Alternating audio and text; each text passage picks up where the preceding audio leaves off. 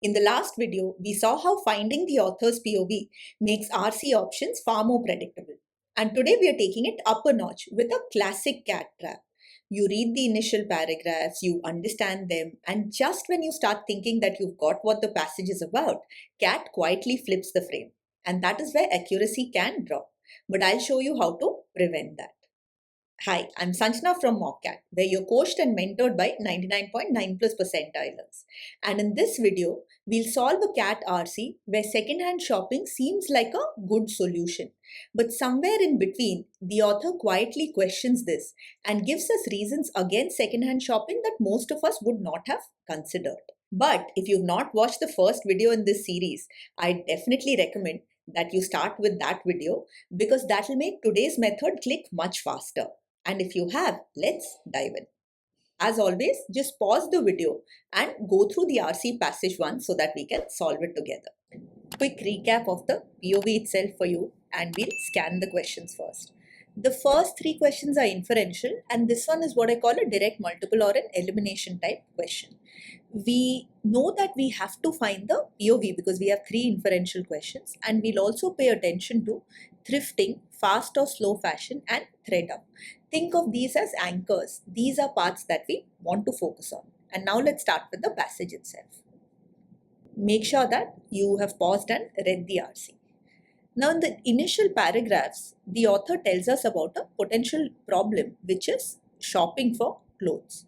Fast fashion, particularly, is something which is an industry that uses a lot of energy, and a lot of it gets wasted as well, which then leads to greenhouse gases, toxins, and dyes. And it's something which is impacting our health and so on. So this is the problem that we have, and a solution is also given in these paragraphs itself, which is second-hand shopping or thrifting, right? So it's introduced here, and here we get to know that it's the most common solution which is there. There are a lot more sales which are happening, and it is something which has become trendy, which has become popular. So clothes, or rather buying clothes, particularly fast fashion, is a problem because they are using a lot of energy, they give a lot of greenhouse gases. I'm just putting CO2, which is like a major greenhouse gas, and toxins, dyes and all. All of these, of course, come when they are discarded or wasted and they end up being burnt and so on. And the solution that we have for this is second-hand shopping. Definitely use shortcuts like this. It's not like we have too much time in CAT. But now only after you're done with about half of the RC is the author actually questioning this, where the author says, but do people simply purchase a second-hand item, flash it on Instagram, without considering whether what they are doing is actually effective? Or in short, is buying clothes second-hand actually effective? Now, how do we even realize that? Especially when, we are in the second half of the RC, by now the focus would have dropped a little bit, and it seems like we have a clear structure to this passage itself. Now, if you've gone through my detailed POV techniques video, then you know that we pay a lot of attention to keywords, and the most important type of keywords are contrast words like but and however. Because this structure is something that CAT really likes. We've seen this multiple times, and our next RC is also going to be something like this, where there is a view, there is a general consensus, and then the author comes in and disagrees with it or counters it. So that is why paying attention to these contrast words is very helpful. Think of these like flashlights. These are basically pointing us in the direction of the author's view. So here the author is asking, is this solution effective? And then when we go to the next two paragraphs, we understand that there can be issues. Older clothes shed more microfibers, so that is contributing to microfiber pollution.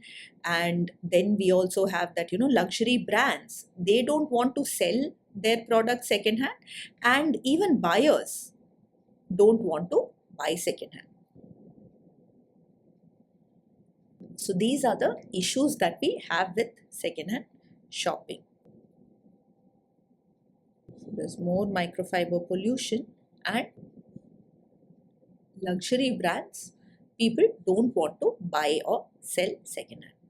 So I'll just put luxury over here because we're going to remember it. And the author has actually given us a different solution by high quality items because they'll shed less and they'll last longer, which means less waste, and all of these issues won't be there.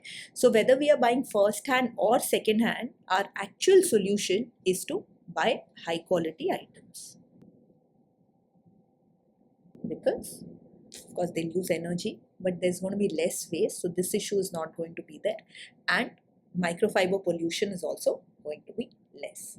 So that is the author's POV. Clothes, especially fast fashion, is a problem because of these reasons. Second-hand shopping might not be the best solution. Again, you have the reasons here. Whereas buying high-quality clothes can be a better solution. And with that understanding, let's try to solve the questions.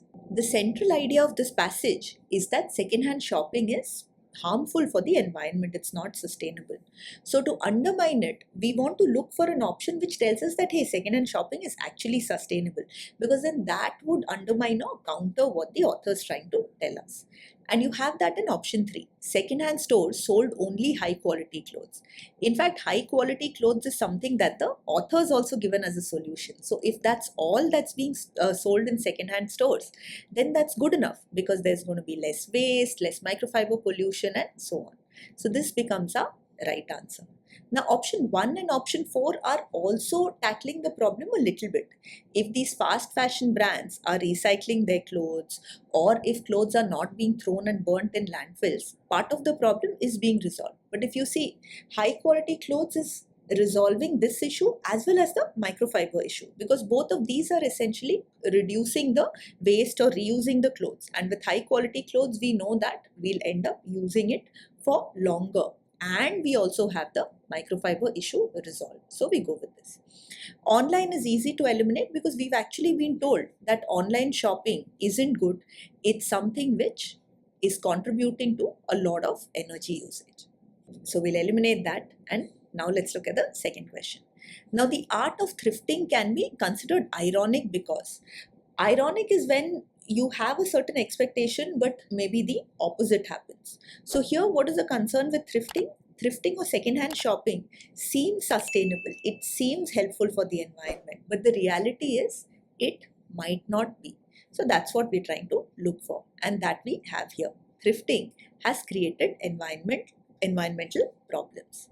Now, anti-consumerist and not being cost-effective, both are likely, but they are straight-up characteristics. They are not ironic.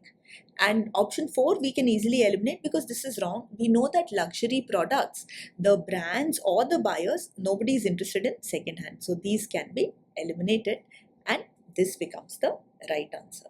Now, remember that words like ironic, paradoxical do keep coming up in CAT. So you should understand. I've simply given you the explanation of ironic. And if you are a mock CAT student, we do have detailed lessons under 4.2 where we cover all of these and other figures of speech. But now let's look at the third question. Again, an inferential one. Here we have to figure out what would the opposite of fast fashion be. Now fast fashion is, like the brands that they've quoted in the beginning are essentially clothes where you'll have retailers come out with new options very quickly. They'll be trendy, but they might not be the best quality, and which is why all of these waste and related issues happen. Let's say you're not sure of this, you don't know the exact meaning. It doesn't matter because fast fashion has been given to us as an issue. We know that this is something which is harming the environment. So from that we can infer that slow fashion is going to be something which will harm the environment less, or it will not harm the environment at all. So here if you see, slow fashion do not shed microfibers, do not bleed toxins and dyes. Both of these are helpful points, but option 2 again is a broader, more overarching point, right? If slow fashion is high quality and long lasting clothes, it is not going to shed microfibers. It is going to be wasted less because it will be used for longer. So that means that less toxins and dyes will also be there. So this becomes a better or a more overarching solution. Now, slow fashion, if it's sold by genuine vintage stores, this doesn't matter because yes, fast fashion can be bought first hand, but it can also be bought second hand in vintage stores. So this is irrelevant.